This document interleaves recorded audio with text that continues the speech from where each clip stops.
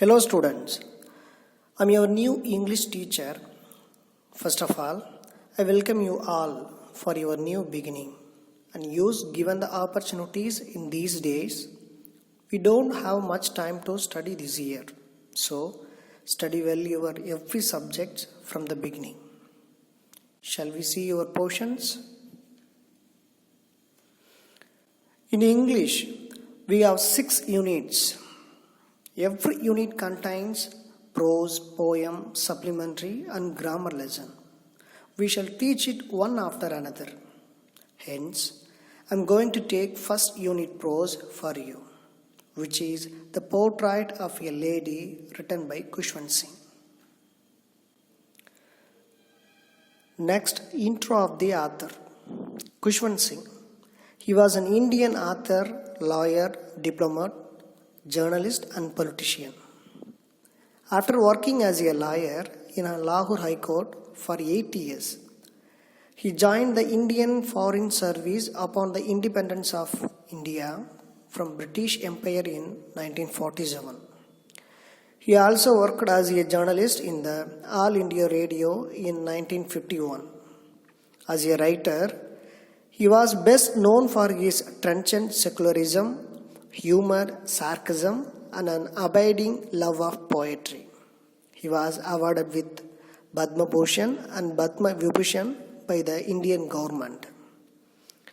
His famous works are The Train to Pakistan, The Mark of Vishnu, A History of Sikhs, Success Mantra, and We Indians, and Death at My Doorstep. These are about the author.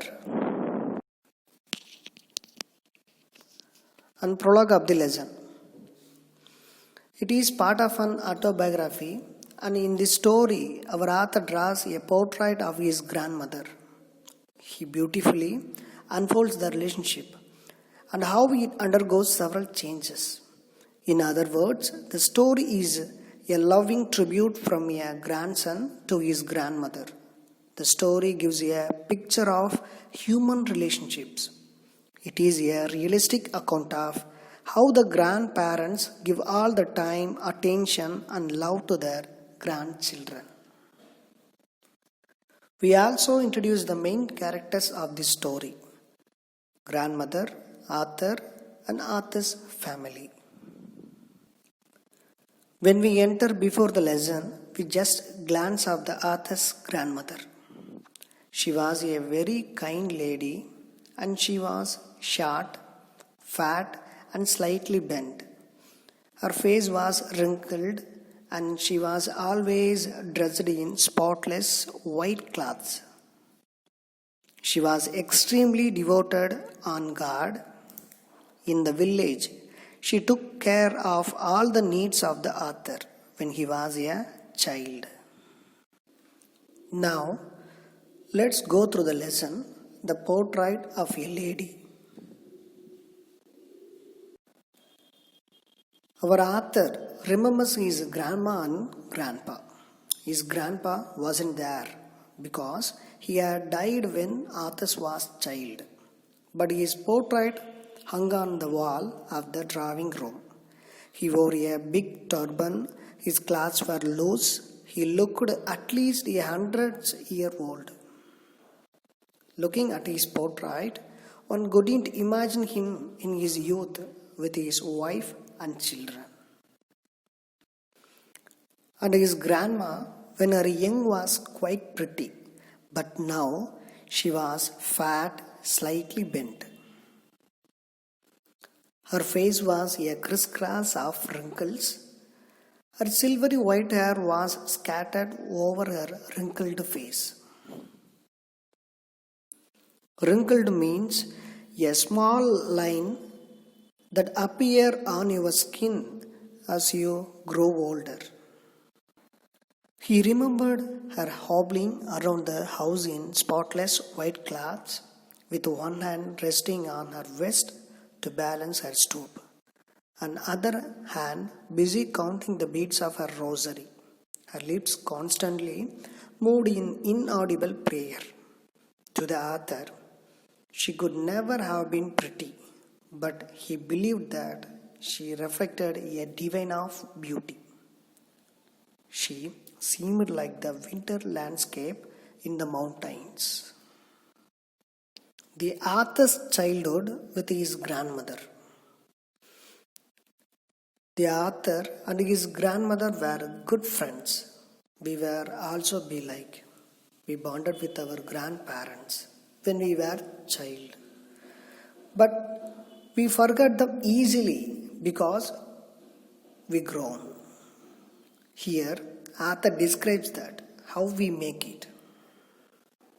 His parents left him to stay with his grandma when they shifted to the city for the year. In the village, she took care of all his need, and she used to wake him up in the morning and get him ready for school. She said her morning prayers in a sing-song manner while she bathed and dressed him.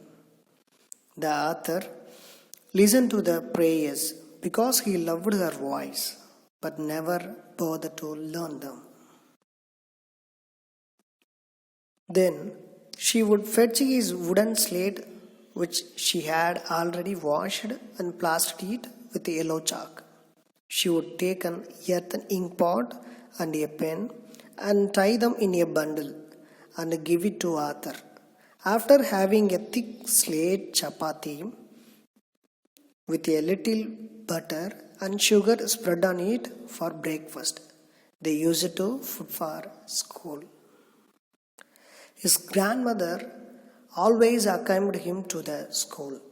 As it was attached to the temple, the temple's priest taught the alphabet and the morning prayer. The children sat in 2 rows in the veranda.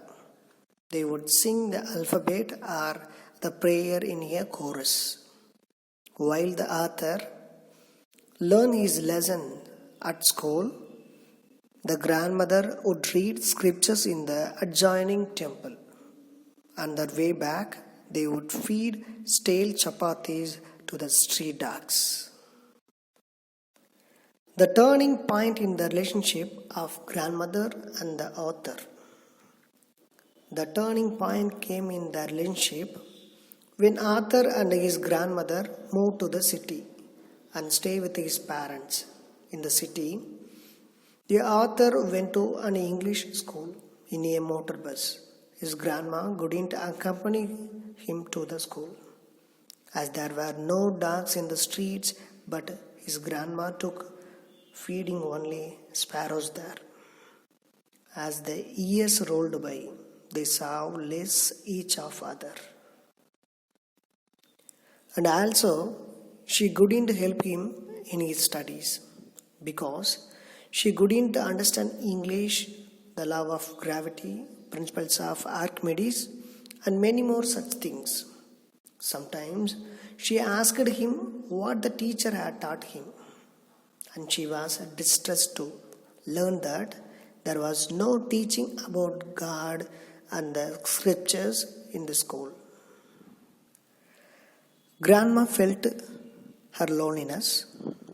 Between the author and the grandmother, relationship was broken. When Arthur went to the university, his grandma accepted her loneliness and she rarely spoke to anyone. All day long, she was busy with her spinning wheel and reciting her prayers with her rosary. Only in the afternoon, she relaxed for a while to feed the sparrows. The sparrows perched on her shoulders and some even on her head, but she never shooed them away. It used to be the happiest hour of the day for her. An author decided to go abroad for higher studies for 5 years and told his parents. His parents also agreed that. He was sure that his grandmother would be upset at this moment, but she was not even sentimental. She came to the railway station to send off him, showed no emotion, and silently she kissed Arthur's forehead. The author thought, that it was the last sign of physical contact between them, but it not happened. After 5 years, the author come back home and his grandma welcomed him at the station. Now she was more religious and more self-contained. However, something strange happened to her in the morning. For the first time ever, she did not pray. She was diagnosed with a mild fever by the doctor, but she insisted that her end was near. She told everyone that she did not want to talk to anyone and would rather spend her last moments with praying, and started counting the beads of her rosary while praying. After a short while, the author noticed that his grandmother's lips stopped moving and rosary fell from her lifeless fingers. She died a peaceful death. When the author and others come to take away the grandmother's body, and she was covered with a red shawl to mourn her death, a lot of sparrows surrounded the grandmother's body. They were all silent.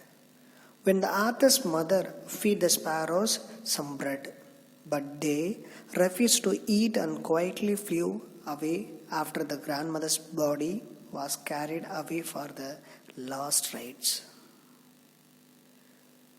And epilogue of the lesson.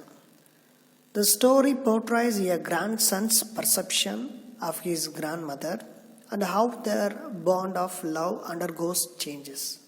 And the story delivers the need of companionship and friendship felt by our elders. It is also shows how love and emotions is experienced not only by human beings but animals and birds too. And nowadays, grandparents are a valuable resource because they have so many stories and experience from their own lives to share. Grandparents also offer a link to a child's culture, heritage, and family history. Especially during tough times, having an extra layer of support can make a big difference in a child's life.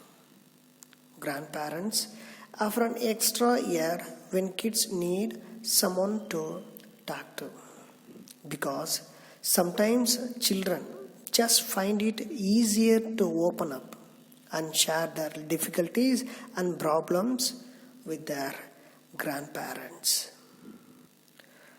Okay, students, I completed your first unit prose and I give you some questions for you. Please copy it.